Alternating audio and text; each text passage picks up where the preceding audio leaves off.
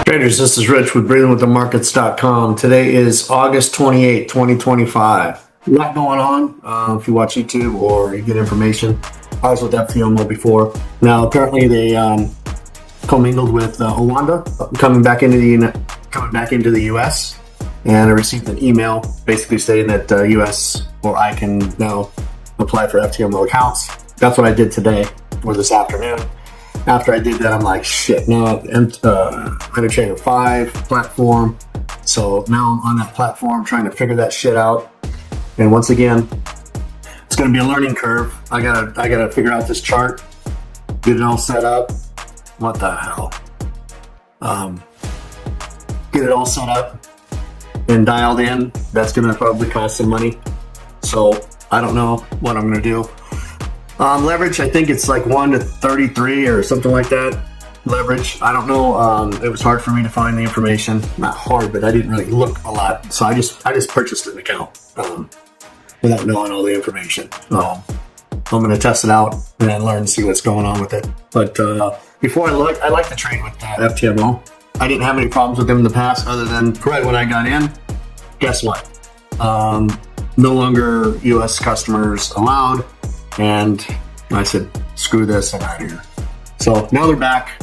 We'll see. I think they're going to be changing the market a little bit because, in my honest opinion, that, the way their verbiage is, if you pass their test account or evaluation, you go to a reward account. It's not cold funded. That's different. The language is different. Plus, they're hooked up with a regulated broker, Oanda. That's a big deal, traders. So, well, look at this move, huh? So that's a big deal. They're hooked up with the regulated brokers, which they're going to have different rules. So we're going to see how that pans out. I said by the end of this year, those old school companies, and you know who I'm talking about, they've been around a while, going to have to change their ways on their subjective rules. Traders such as myself, real traders all over the world, don't want any bullshit and subjectivity in their trading. Real traders like to know exactly what's going on. They want to know the rules. They want to know those rules apply for everyone. Not some people, not sometimes. I don't want the rules to apply to me sometimes, and then other times they don't apply. Sometimes they do, sometimes they don't.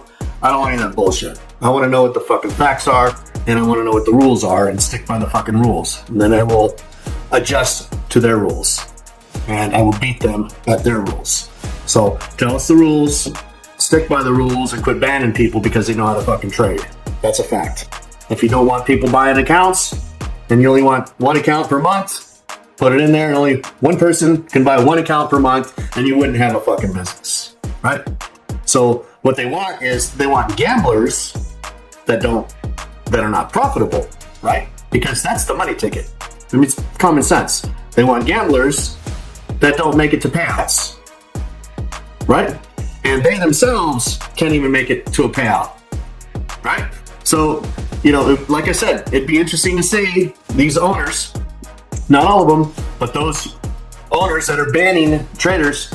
Well, we would all like to see, I'm sure all of these traders would like to see you trade on your own system and not to get lucky on one, but trade 10 accounts, 15 accounts, let's say 20 accounts, and see where you're at. And each individual account, each day, each time, so we know it's a fresh account, same time, and trade it. And see how great you are in your system by your own rules. That will tell you a lot, traders. So those that have a skill and those who trade objectively in the market are the ones that are getting targeted. That's the bottom line. Traders and real traders hurt their bottom line. There are a lot of good traders out there. Unfortunately, 99.9% of them are not. Just a fact. I don't believe this 80 and 90% stuff at all. I've seen a lot of shit and it's not good. The mentees that I show how to trade objectively in the market, they can actually turn on TVs. We're not competing against somebody. It's just factual information. If you can trade off of factual information that is objective, what else is there to do, right? Why are you going to guess? I had a trader today. And we may do an interview sometime in the near future. But I had a trader today. They passed their account today. And they were down on their last trade. And we were talking as the market was moving and stuff like that. And we're going through the market. And he had one trade to take left. When we were communicating, it just happened to be towards the end of the market. I talk about the end of day, the market all the time. I talk to traders on how to approach that market. I talk to traders on how to approach the open or midday. So all of this is through objective evidence in the market. And what else do you say, really? So FTMO is coming back, or came back, right? They were gone approximately, I say, what? About a year and a half, almost 2 years. I don't know. Don't quote me on that. But let's see if I can pull up some information here. I actually want to show you something because I think it's kind of funny. But yeah, it's true. But let me get into it. Let me show you something here. Here is an FTMO gambling. Every time I load something on fucking Zoom, it stalls. All this bullshit. I don't know where I'm at in the fucking recording. I'm in this shit all the time. Let me see if it loads again. Here we are again. Who knows where we're at, even if it's fucking recording. FTMO, gambling is not the right way to make money. Well, yeah, you're right. And I say this all the time, right? But what people don't tell you is 99.9% of them fucking traders are gambling. Why? Because they have a subjective strategy. They trade subjectively in the market. They trade on a hunch, intuition. They've seen this before, and we practice. But God forbid if you want to add in to a position that you know is going long or short, God forbid you want to do that, because these people that don't use logic automatically think, why add into a losing position? BS statement right there. Why add into a losing position? And flip it on them. Why add into a winner? Why would you add into a winner and cut your winner in half? I mean, you're supposed to buy low and sell high, people. And the opposite on the reverse side of the market. FTMO and Oanda, ftmo.oanda.com.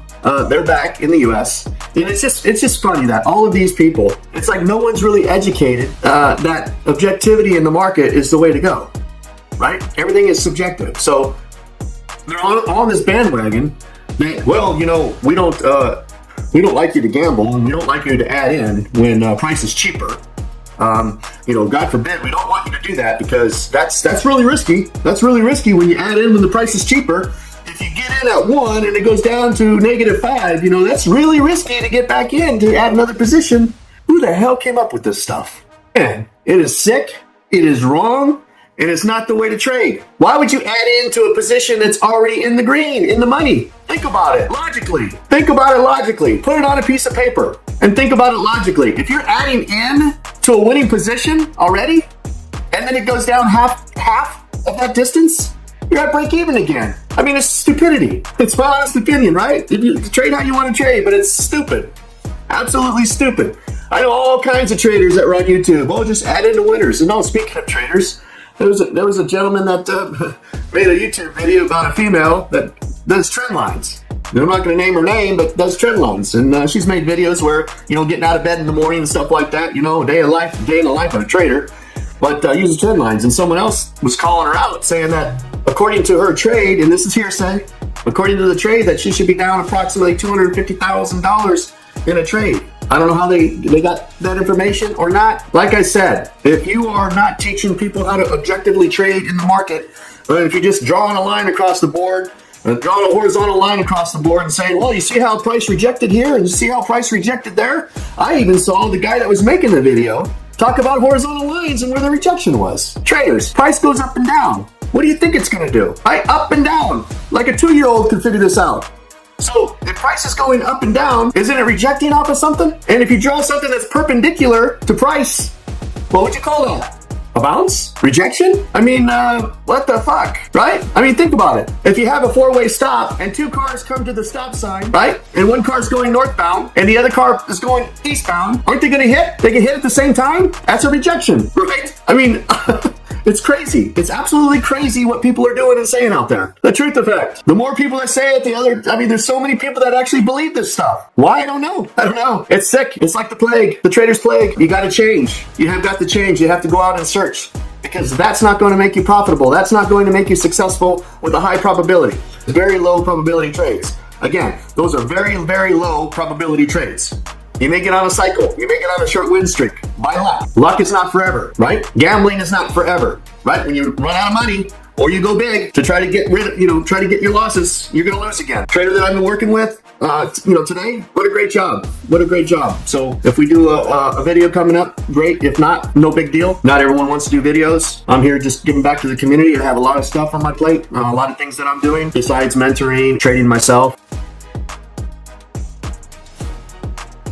So basically, I wanted to let you know that if you didn't know already, and if you traded with Ftmo or not, I'm not an affiliate with them. Trade at your own risk. Read all the disclaimers. But every time that you switch and go to a platform, it's going to be a learning experience. That's a fact. So, like I look at this chart here, it's a freaking mess. So how all this system works, I trade fast. I don't like all these freaking lines on the chart. And how do I get in or out? Things that are useful to me, I keep inside. Once I move on to somewhere else, I get rid of it out of my head. I don't need to keep stuff in my head that I'm not using. Now I'm going to have to relearn this platform or to figure things out.